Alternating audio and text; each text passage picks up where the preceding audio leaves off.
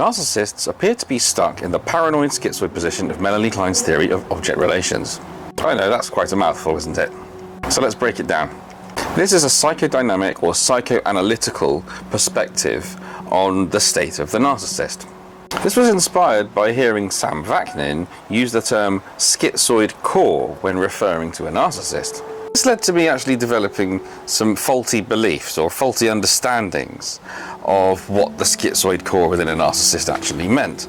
And it led me to think that maybe at the heart of their condition, first of all, that maybe they had schizoid personality disorder there. As a result, I bought this book. It's called Schizoid Phenomena, Object Relations and the Self by Harry Guntrip, PhD. So that also started me looking into what's called object relations, and it wasn't long before I stumbled across the work of someone very important, Melanie Klein. Melanie Klein's theory of object relations stands out as totally different when it comes to her understanding of the way the psyche is formed when compared to anyone else. Briefly, her theory postulates that there are two main positions that the psyche is in early life, called the paranoid-schizoid position and the depressive position. Now, it turns out that schizoid had nothing to do with schizoid personality disorder, nor did it have anything to do with schizophrenia. It turns out that schizoid comes from a Latin word schizene, which actually means split.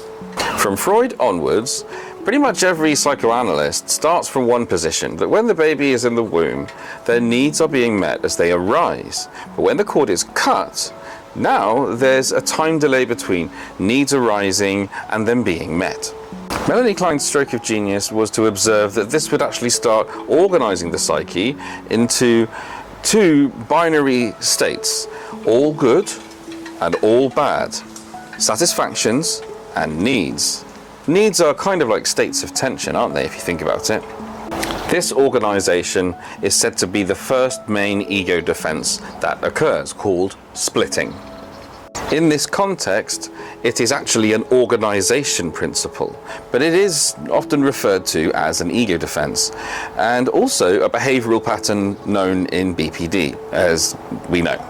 Splitting behavior is said to be something that switches and oscillates between two ego defenses, idealization and devaluation. Again, words we all know. So, speaking of ego defenses, this is actually what caught my eye. The split nature, all good and all bad, but also the ego defenses which are said to develop and be made use of by a tiny infant at this time, between 0 to 6 months. First of all, we can just note that down. All good and all bad. Think about a narcissist. Everything's very extreme. Also, in this stage, Melanie Klein had said that the young baby cannot internally process their emotions at this stage, which can lead to projection. What do I keep saying about a narcissist? They can't consciously feel their emotions, so there's no internal referent, so therefore, emotionally speaking, they are disorientated and dependent on external sources to verify who they are. There is actually some evidence to hint that neonates, young babies, cannot consciously feel their emotions because the left anterior and the right anterior insular cortex, although present in structural terms, they are not fully plugged in to the salience networks, the emotional networks. So, if at that time when the grey matter has not fully developed in these areas, a person was stuck there emotionally speaking, then you'd see what is seen in these studies, such as the Schultz study of 2013, a person incapable of consciously feeling their emotions. And that does seem to be the case. Anyway, back to Melanie Klein and her theory. I also became attracted to this theory because I started to notice the names of the ego defenses that Melanie Klein said developed around this time, such as projection, projective identification, omnipotence, devaluation, introjection, splitting, and fragmentation. Projection. People with NPD cannot consciously feel their emotions, so there's no internal referent for them, and so they have to seek external support for cognitively constructed ideas and fantasies that they have about themselves, and so when that isn't received by them and they start to fall towards this void inside them and their shame, they cannot experience it inside, and so they experience it as a threat that's coming from the outside, and they blame their partners often for this. Projection. Projective identification. Well, narcissists, as I've said, they project, but also projective identification is where they will see you as being a threat of some kind, when actually there's something threatening going on inside them, perhaps, and then they'll try to provoke an aggressive response in you, for example, and then say, "Ha, you are angry, I told you," once they've triggered you. Omnipotence. This is the idea that they're all-powerful. So, you rewarding them by supporting their cognitively constructed fantasies about how amazing they are, well, that keeps them at the all-good end of their polarized psyche. And it's with omnipotence that they view themselves, that they can do anything, that they're amazing, okay? This ego defense allows them to think of themselves in delusionary ways, such as it's not that they're cut off from human emotional life, no, it's that they're more in control of their emotions than anybody else. Devaluation, that is an ego defense. So, by devaluing a person, they artificially raise themselves above that person and then return to omnipotence once more.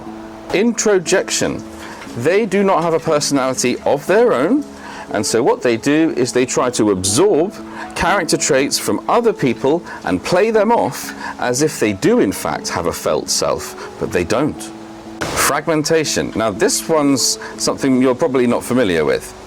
The young baby's psyche is said to not be capable of experiencing a person as a whole at this stage. So the psyche can focus on and objectify small part objects of the person, a nose, an eye, a mouth, a breast. Narcissists are no different. They target specific character traits and qualities or possessions even that a person has. They do not see an entire person. They cannot consciously feel their emotions, and so therefore they're incapable of appreciating someone as being a kind of independent emotional entity.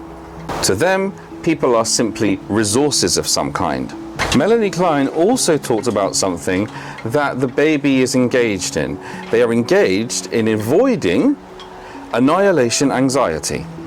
Annihilation anxiety is said to arise in the baby because if they spend too much time waiting for their need to be met, this can raise inside them and they can fall towards the all bad side of their psyche, and it creates an unfelt, presumably, fear that they actually will be annihilated. She also spoke of paranoid anxiety. This is where the paranoid and the paranoid-schizoid position comes from. A paranoia that the bad objects will destroy the good objects. So paranoid, and then split, schizoid, paranoid, schizoid. In terms of psychodynamic theory, I can see no better description of someone with narcissistic personality disorder. The paranoid schizoid position is a time period prior to the development of complex emotions such as guilt and the construct of empathy. People with NPD experience neither. Something to think about. Anyway, hope that helps. Bye for now.